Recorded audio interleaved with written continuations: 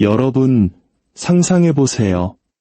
여의도 IFC 빌딩 같은 거대한 유리타워 꼭대기층에 앉아있는 소수의 사람들. 그들이 조용히 컴퓨터 자판을 몇 번 두드립니다. 그러자 아무런 소리도 없이 인쇄기 소리도 금고가 열리는 소리도 없이 수천조 원이라는 돈이 허공에서 그냥 생겨납니다. 네, 그냥 숫자로요. 이것이 바로 양적 완화라는 현대판 금융 마술의 힘입니다. 돈의 개념 자체를 뒤바꿔버린 마법이죠. 원래는 경제를 구하기 위한 멋진 해결책이라고 홍보되었습니다. 하지만 그 현실은요? 역사상 가장 거대한 부의 재분배, 아니 부의 이동이었습니다. 가난한 사람들과 평범한 월급쟁이들의 주머니에서 부를 빼내어 최상위 1%에게 그대로 옮겨주는 거대한 파이프라인이 된 것이죠. 오늘 이 거대한 부의 이동에 대한 비밀을 낱낱이 파헤치고 여러분의 자산을 지키는 지혜를 얻고 싶다면 구독과 좋아요 지금 바로 누르는 거 잊지 마세요. 여러분의 클릭 한 번이 부의 지도를 바꾸는 첫걸음이 될 겁니다. 자, 시간을 2008년으로 되돌려 봅시다. 리먼 브라더스 사태 기억나시나요? 전 세계 금융 시스템이 말 그대로 불타고 있었습니다. 거대 은행들이 무너지고 주식시장은 폭락했죠. 수많은 사람들이 집과 직장을 잃었습니다. 각국 정부는 패닉에 빠졌고 미국의 연방준비제도, 유럽중앙은행, 영란은행 같은 중앙은행들이 최종 소방수로 등판합니다.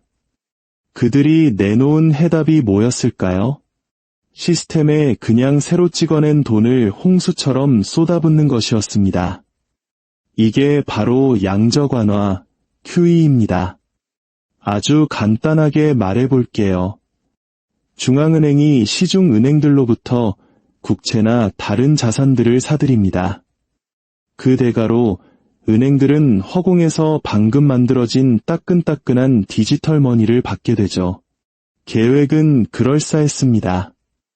은행에 현금을 쏟아부어서 대출을 늘리고 기업들이 투자를 하게 만들고 그래서 경제를 회복시킨다.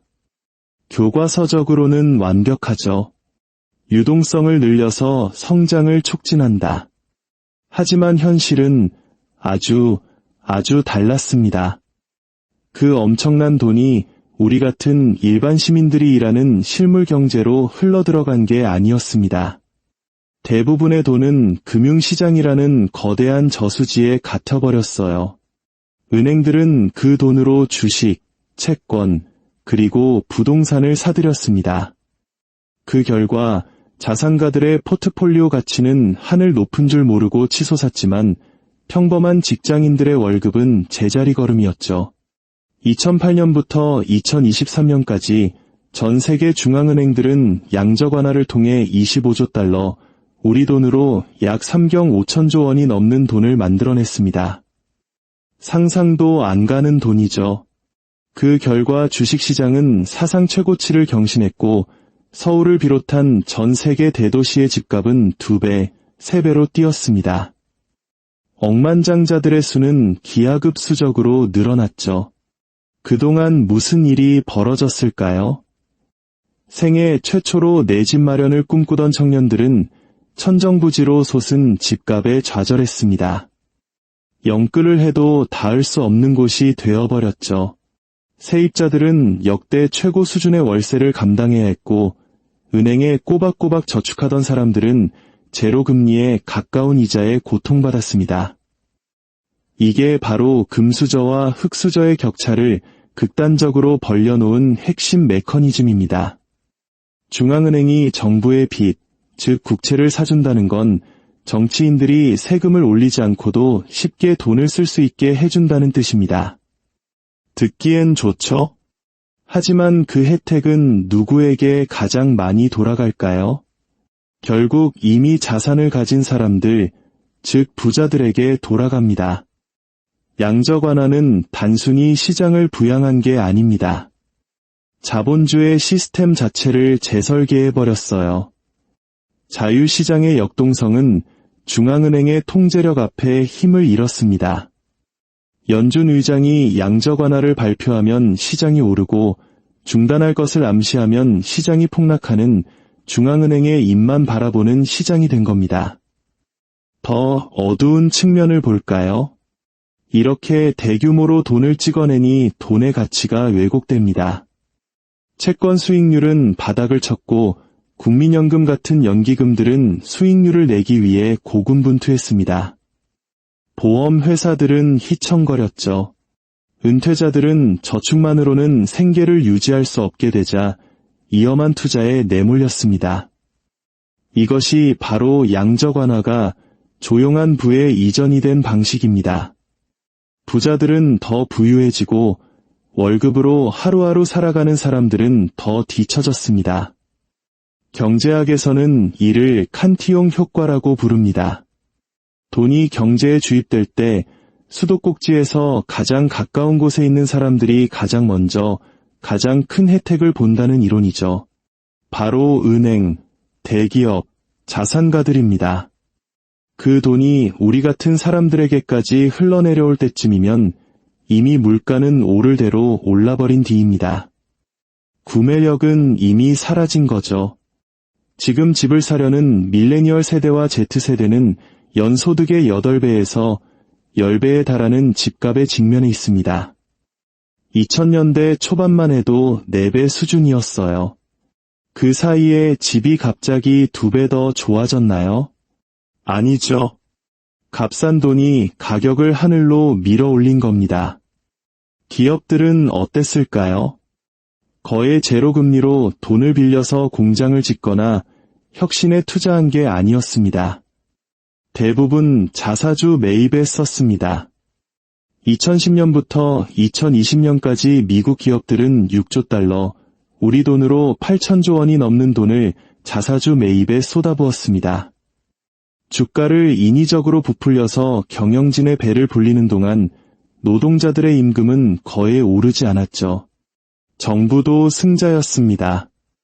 2020년 팬데믹 때 미국 정부는 GDP의 15%에 달하는 3조 달러 이상을 빌렸는데 역사상 가장 낮은 이자율로 가능했습니다. 하지만 공짜 돈은 세상에 없습니다. 인플레이션은 우리 모두가 내는 보이지 않는 세금이니까요. 일단 양적 완화가 시작되자 되돌아갈 길이 없어졌습니다. 시장이 조금이라도 휘청거리거나 경기 침체 조짐만 보이면 더 많은 돈을 찍어내는 것이 공식이 되었습니다. 2008년 금융위기, 유로존 위기, 일본의 디플레이션, 그리고 팬데믹까지 양적 완화는 중독된 세계 경제를 위한 모르핀 주사처럼 기본값이 되어버렸습니다. 하지만 이 약은 점점 더 강한 용량을 요구합니다. 시장은 이제 중앙은행의 지원 없이는 스스로 서 있을 수 없게 됐어요. 양적 완화를 멈추면 시장이 붕괴하고 연금과 일자리, 정부까지 위험해집니다. 계속하면 화폐 가치는 계속 떨어지고 시스템은 점점 더 취약해지죠. 아이러니컬하게도 양적 완화는 대공황을 막기 위해 설계되었습니다. 하지만 불을 한 곳에 집중시키고 자산 거품을 키움으로써 어쩌면 더 큰 위기의 무대를 마련했을지도 모릅니다. 2010년대 중반이 되자 중앙은행 총재들의 영향력은 절대적이었습니다. 벤 버냉키가 한마디 하면 주가가 움직였고 마리오 드라기가 무엇이든 하겠다고 약속하자 수십억 달러가 전 세계를 넘나들었죠. 일본의 아베노믹스는 더 이상 한 국가의 정책이 아니었습니다. 통화 조작에 대한 전 지구적 실험이었죠. 하지만 인플레이션은 식료품 가격이 아니라 자산 가격에서 나타났습니다. 부동산, 주식, 채권, 명품 가격이 폭등했죠. 평범한 사람들은 인플레이션이 없다는 말을 들었지만 자산가들은 자산 가격이 폭발하는 것을 지켜봤습니다. 2021년 미국 상위 1%는 미국 전체 부의 32% 이상을 소유했습니다. 하위 50%는요? 단 2%에 불과했습니다. 양적 완화는 불평등을 줄인 것이 아니라 증폭시켰습니다. 이게 과연 실수였을까요? 아니면 의도된 설계였을까요? 이 시스템은 노동자가 아니라 자본을 가진 자들을 보호하기 위해 만들어진 것처럼 보입니다. 양적 완화는 대출을 싸게 만들고 저축을 무가치하게 만들며 모든 사람을 뒤처지지 않기 위해 금융시장에서 투기하도록 내몹니다. 그러다 2020년이 왔습니다. 팬데믹은 양적 완화를 폭주 기관차처럼 만들었습니다. 미 연준은 3개월 만에 2008년 위기 전체 기간보다 더 많은 돈을 찍어냈습니다. 정부는 수조 달러의 재난지원금을 풀었죠. 사람들은 공짜 돈, 저렴한 대출, 화랑인 시장에 환호했습니다. 하지만 그 이면에서는 똑같은 패턴이 반복되고 있었습니다. 2021년 중반, 결국 인플레이션이 급등했습니다. 수천조 달러의 돈이 한정된 상품을 쫓기 시작한 겁니다. 집값, 중고차, 식료품 가격이 폭등했죠. 인플레이션이 감당할 수 없는 수준이 되자 바로 그 중앙은행들이 다시 움직였습니다. 이번에는 긴축이었죠. 금리를 올리자 대출자들은 고통받았고 금융 불안정성이 다시 돌아왔습니다. 호황, 불황, 구제금융, 양적 완화에 의해 증폭된 끝없는 순환입니다. 부자들은 이 변동성 속에서 부를 늘리지만 가난한 사람들은 그 파도에 휩쓸려 가라앉습니다. 그럼 양적 완화를 왜 멈추지 못할까요? 시스템이 이제 그것 없이는 생존할 수 없기 때문입니다. 양적 완화는 글로벌 금융의 산소 호흡기가 되었습니다. 이걸 떼면 시장은 붕괴합니다. 계속 달고 있으면 통화 가치가 약해지죠. 2023년 전 세계 부채는 300조 달러를 넘어 사상 최고치를 기록했습니다. 이제 새로운 1달러를 투입해도 예전만큼의 성장을 만들어내지 못합니다. 경제학자들은 이를 부채 포화 상태라고 부릅니다. 우리는 미래를 담보로 돈을 빌려 쓰고 있고 그 시간이 끝나가고 있습니다. 양적 완화는 시간을 벌기 위한 수단이었지만 안일함을 낳았습니다. 정치인들은 구조개혁을 미뤘고 기업들은 단기 이익만 쫓았으며 투자자들은 연준 푸디라는 연준이 항상 구제해 줄 것이라는 믿음을 갖게 되었습니다. 하지만 신뢰는 깨지기 쉽습니다. 그 구조 신화에 대한 믿음이 사라지는 순간 시스템은 하룻밤 사이에 무너질 수 있습니다. 찍어낸 돈이 자산 가격을 떠받치는 동안 사회 안정성은 침식됩니다. 부와 빚이 동시에 사상 최고 수준에 도달했습니다. 이 시스템의 안정성은 마술에 대한 믿음에 달려 있습니다. 하지만 모든 마술은 결국 트릭이 밝혀지는 순간이 오죠. 양적 완화는 더 이상 위기 대응 도구가 아닙니다. 영구적인 시스템의 일부가 되었습니다. 중앙은행들은 이제 역사상 가장 강력한 선출되지 않은 권력기관이 되었습니다. 양적 완화는 누가 흥하고 누가 망할지를 결정합니다. 연준의 발표 한 번에 수천조 원이 생겨나거나 사라질 수 있습니다. 통화 정책과 정치 권력의 경계는 흐릿해졌습니다. 양적 완화는 조용히 자본주의를 끝없는 유동성에 의존하는 관리 경제로 변모시켰습니다. 돈이 가치를 반영해야 한다는 기본 원칙은 무너졌습니다. 아무런 생산 없이 수천조 원이 창조됩니다. 일과 가치, 그리고 보상 사이의 연결고리가 끊어졌습니다. 젊은 세대는 노력이 더 이상 중요하지 않다고 느낍니다. 이 시스템은 가치를 창출하는 사람이 아니라 자산을 소유한 사람에게 보상하기 때문이죠.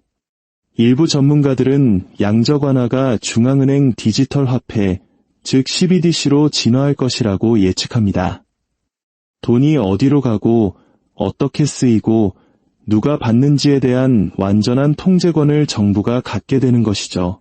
지지자들은 이를 현대화라고 부르지만 비판자들은 프로그래밍 가능한 통제라고 부릅니다. 역사는 분명히 말합니다. 과도한 화폐 창출의 끝은 항상 같았습니다.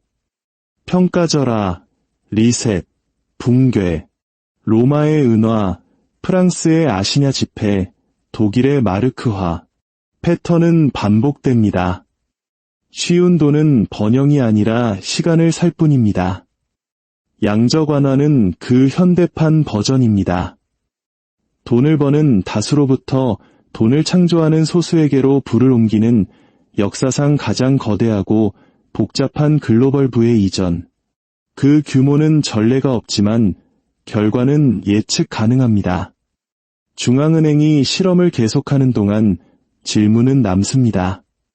신뢰 위에 세워진 시스템이 사람들이 더 이상 믿지 않게 될 때 얼마나 오래 버틸 수 있을까요?